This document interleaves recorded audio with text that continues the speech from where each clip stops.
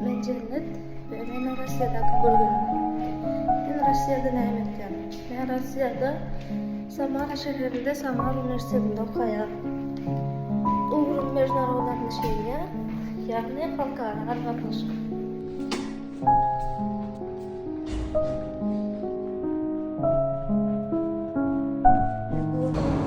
Bulun bizim apşağımız. Şu apşağıda yaşayan, şu apşağı vardı bilesiyle bağ olsun.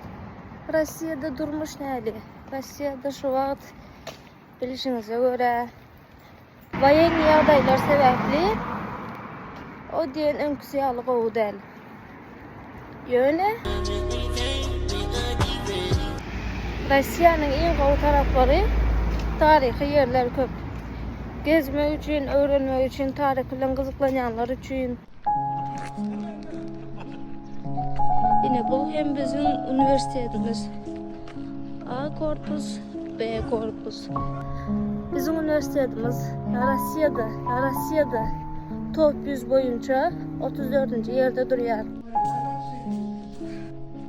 Şu an üniversitede pop kanikol olan için elbette hiç gün yok.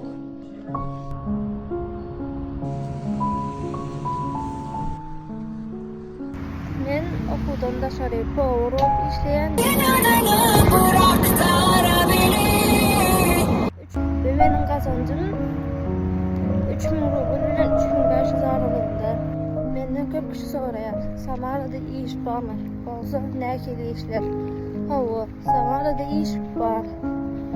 Power hepiminde, skladda, borkoda, erkek adamlara olsa takside, dostavkada, stroykalar var her hili.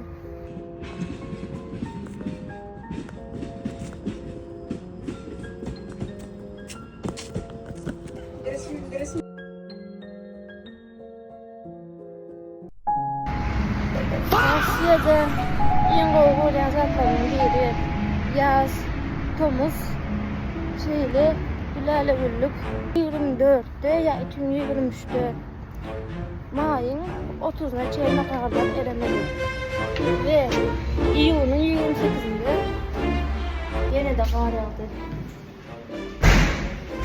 Здравствуйте.